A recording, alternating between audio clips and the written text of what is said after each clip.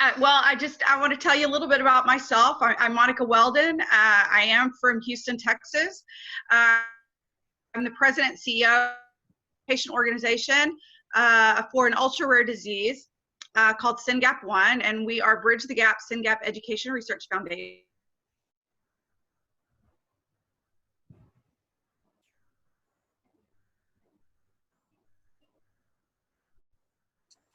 For just a gene mutation, not necessarily a disease. Let me see here. It says my Wi-Fi is unstable. Hold on just a second. Let me turn off my phone here. Okay. Basically, we do serve the population that have SYNGAP 1 mutations, and it is a neurological developmental disorder. Prevalence right now is currently 5 out of every 500 that have epileptic encephalopathies. There's a range of intellectual disabilities. Many of our patients have epilepsy, a bunch of different types of combination of epilepsies as well. And 85% of our, have epilepsy, and anywhere from 50 to 60 are on the autism spectrum. I think I forgot to add that little note on my slide, but it is one of the most common single gene mutations linked to autism in the world. That was just released in a study with the largest genomic testing done here in the United States. I guess it was February. It came out in the USA Today in a published study, and it showed that SYNGAP 1 was one of the top 3 genes linked to autism in that particular study. So it's a lot more prevalent than we once thought, probably more so on the level of Fragile X. And it also is linked to sensory processing disorder. And we were just established about 5.5 years ago, so we're really proud of all the work that we've done. And just kind of wanted to kind of give you a little tidbit, but my son was the 6th patient in the world diagnosed with this disorder in 2012, which put us on this journey. And it honestly was probably the worst thing that ever happened in my life, but then it was probably the best thing that ever happened in my life, because it ended up being a lot larger than I ever expected. Because at first it was like finding a needle in the haystack for more. But my topic really today is really, I think this is a population for special needs populations and families that kind of go hidden behind the scenes. You see the medical, you see the news, you see the devastation that this virus is causing, but it is like a ripple effect. It is definitely like throwing a stone in a pond and watching the waves come across the shore, and it has devastation in its path that obviously it affects everything. It's affected our economy, our world economy.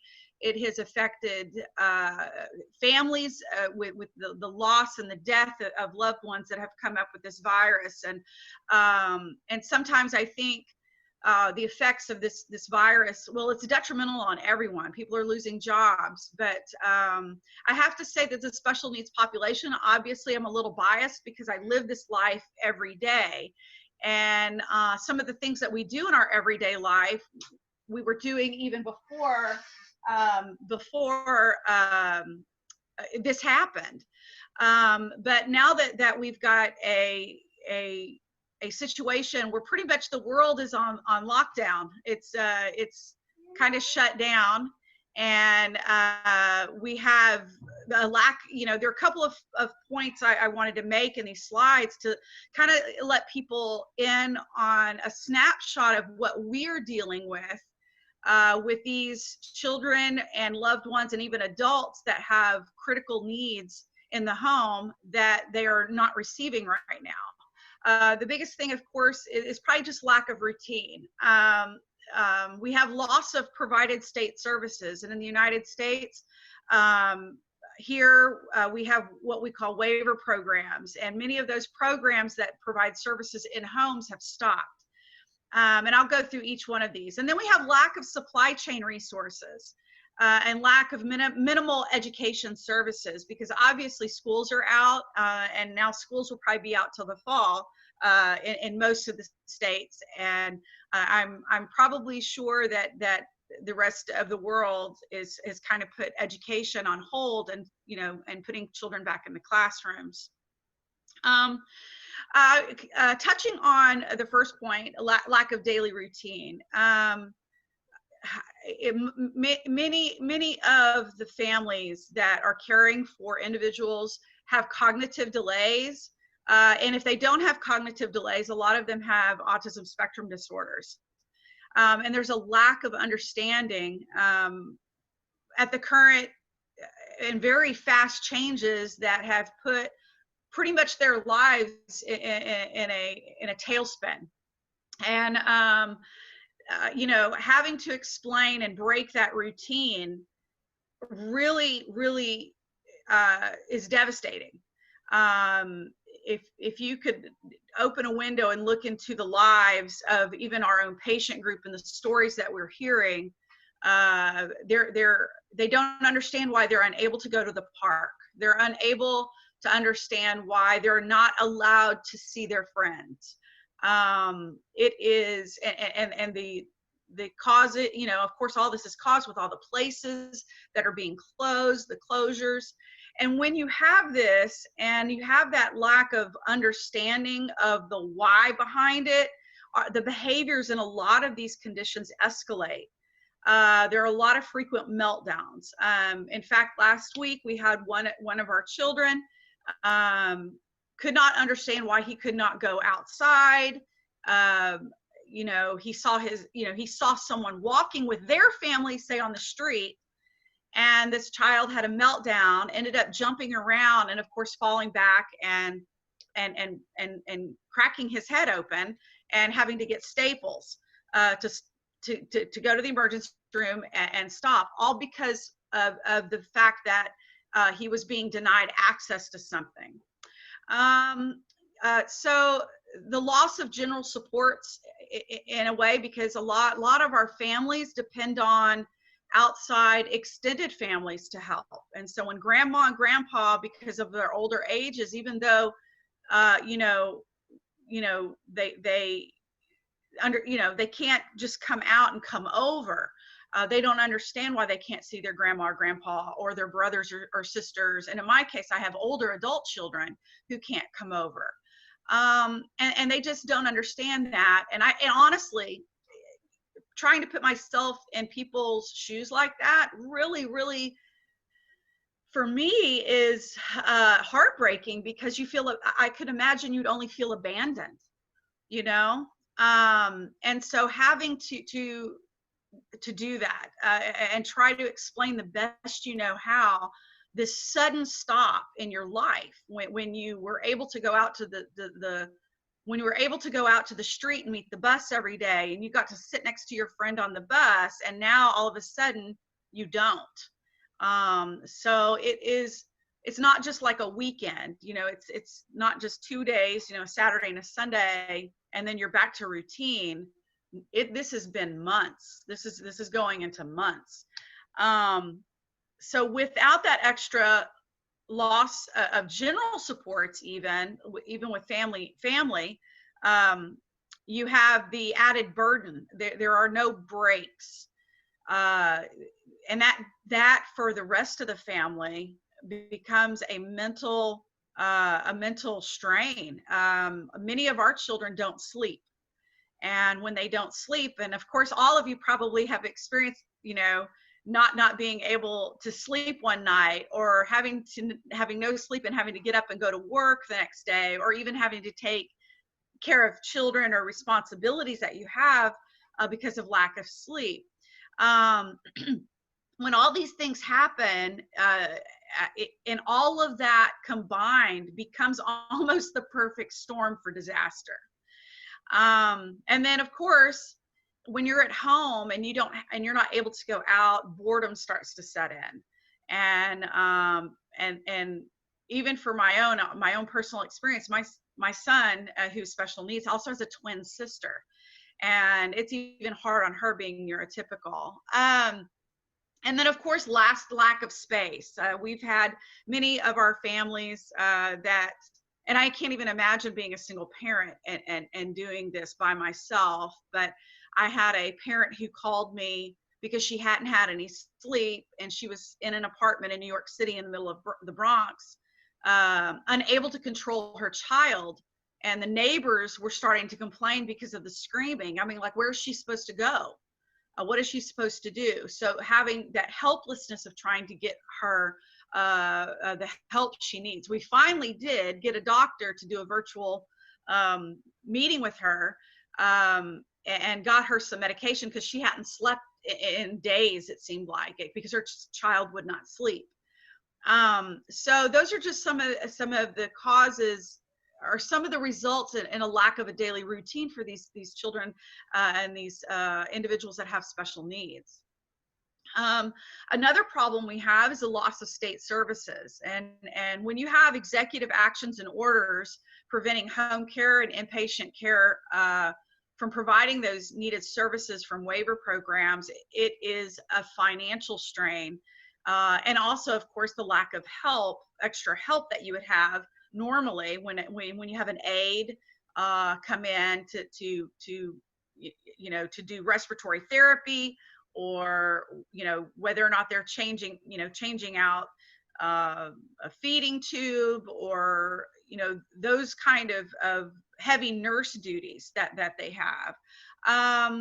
We're seeing a lot of regression and loss of skills and abilities because of these lack of services, like in speech and in OT and physical therapy.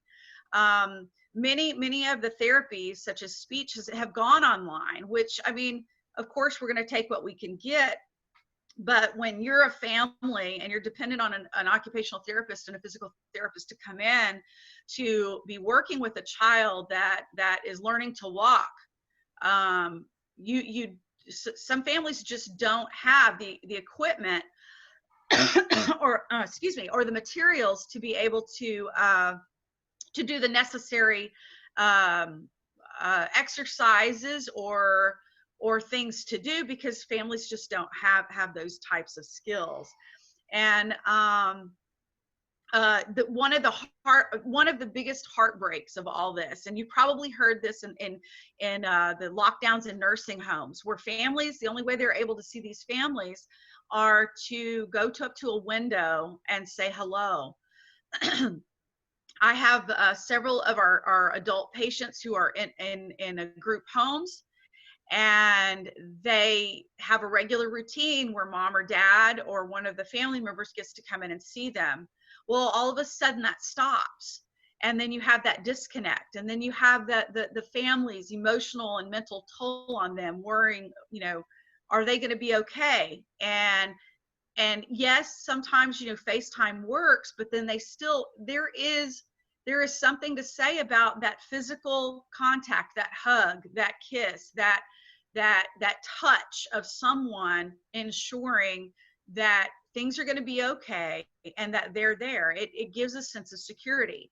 And so it's heartbreaking to hear the stories of some of the parents that have adults in our patient group unable to really unable to see their children. And I have to say that, being a mom myself, and I know many of you are parents, you would probably rip down walls and walk through hell for each one of your children, and it's got to be excruciating to have to deal with something like that. Another thing that we are struggling with is lack of supply chain resources, and I believe that's all over the world. You have the shipping that is backlogged. You've got the different types of equipment that you need. Many of our children are on G-tubes, and when they run out of the nutrients for those G-tubes, because they are back ordered for weeks, then you find yourself online, and it's almost like the other day, I could not find any Clorox cleanups. And the reason why, I mean, this is part of our lives. We usually buy this for our own family in bulk normally. And so when you don't have wipes and you don't have Clorox disinfectant wipes to clean up after a 12-year-old who's gone to the bathroom or had an accident, these are just things that we need on a daily basis. And I think I found myself about 3 weeks ago when there was nothing, I couldn't even order online, paper towels or, toilet paper or baby wipes. And I was calling out to my neighbors in the neighborhood, and I kind of felt like a drug dealer running around leaving money in a basket while they left the wipies in the basket. We just did an exchange because, we needed them, because that is what we need every day. And so many of our families, because of the fact that there is a backlog in some of the medications and some of the G-tube food that our kids have, insurance won't pay for a 90-day supply. And I know that all healthcare systems are different in all countries. In the United States, of course, you have private insurance, or you even have a waiver. You still have to get that pre-authorization for a 90-day supply of medication to make sure you're not running out of seizure medications, to make sure you're not running out of that needed G-tube formula that your children need to just sustain life. So many of these things are on back order. And when you have a family and the chaos, of course, that happened here, and I'm sure that happened in many other places in the world, you begin to panic. And because, what are you going to do if you run out of your child's seizure medications, or you don't even have the money to pay for it later on down the road? So, we, of course, I'm involved in a lot of the federal legislation and policy changes in Washington, D.C., where we try to ensure that we were included, of course, in the CARE Act, which was the package that was passed in the United States, to ensure that these types of things were not going to be hurdles for our families to get access to medications. And we also developed as an organization a prescription letter, a template, so that was easy to download for our families to bring to their physician to say, I need this, and it's scripted to where hopefully the insurance would approve it, and hopefully this law will make the insurance approve what is needed. But those are the kind of challenges that we see in patient organizations and groups to help our families get by and to make sure that they have all the needed resources they have. The next thing, I guess, is minimal, and my last point is the lack or minimal education services. And in the United States, we have, of course, our ADD laws, which is, you've got the disability laws that follow the American Disabilities Act. And part of that is making sure that our children that have special needs have the needed resources put in place to ensure their educational need. Right now, and I'm sure that are all over the country, because I know many of you are from different countries on the line now, have different types of things to ensure that children with special needs are getting their education services. And for us now, of course, we're all homeschooling, and we still must implement the IEPs. And an IEP in the United States is an individual education plan. And in these individual education plans, the state, to get their funding, must be required to turn in data twice a week. And the data will focus around those goals in that IEP. And so as parents, now I have to say I'm very fortunate because I taught school for 23 years, and I know how to take data for a child with special needs or has an IEP plan in place. But you've got families now who are now the teacher who are having to collect this data and learn on a whim, so that they can turn this data into the school district, so that the school district is assured to get the needed funding to continue their education. So it has been quite challenging. And of course, I did this this morning where he has speech, online virtual speech. He is supposed to be getting occupational therapies and physical therapies, but he's not getting it with the actual therapist at school. We're actually having to be the therapist ourselves and do all of these things. And then, of course, when you're trying to juggle a job and doing all these things to try to make sure you have an income to survive this thing and eat and make sure that all the lights stay on, you're multitasking on top of everything else. So many of his speech is limited online, where he only gets one 30-minute session a week. And some of the school districts don't have the capability yet to do online speech, because of our laws in the United States follow HIPAA guidelines, which is basically confidentiality laws and privacy laws. And if you don't have the right software put in place, then you can't do a speech session. So it becomes very grueling. And I guess I left the last slide, the last word is burnout. And I'm sure everybody is probably experiencing this cabin fever burnout. You've got to get out. But hopefully, we're all going to get through this together, right? And hopefully we're going to learn where a lot of the gaps are. And I'm a big believer in taking lemons and making lemonade. And my philosophy is, if you're going to complain about it, the only complaint you have is if you have a solution. And so, as an organization, we did put a few of the resources together for our families to help with several of the needs. We took a poll when all this started, and the biggest issue that our families had were behaviors. How are we going to deal with these behavior strategies with these children in a confined place 24 hours a day if they're not going on a walk around the lake or whatnot? So we put a behavior strategy quick guide together for our families. And then we also put together a physical activities book. And they're of course in the digital age. We're very thankful for that, because I don't know what we would do without technology. But we also added a section in our physical activities book for those kids who hate sports.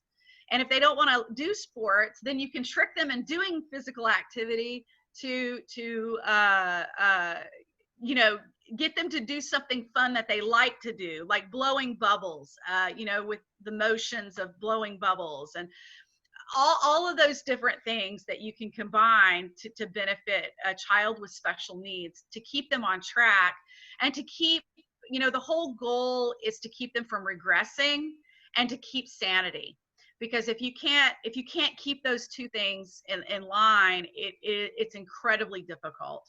And coming from my personal experience, many of our families suffer depression. I'm really worried about the rate of divorces that will go up after this confined situation, because you can only stand so much of one person at one time, right? But in all seriousness, I believe that if we can really fill the gaps and some needs, what we have and what we're developing, because we're all writing the playbook right now, right? It's all a new playbook. So this will help us really look forward to the future, to creating a guide that's going to help us fill the gaps, even in other places after all this is over. So I just kind of want to leave you guys with that. I really appreciate the time that you took to sit and listen to me, and I'm more than happy to take some questions.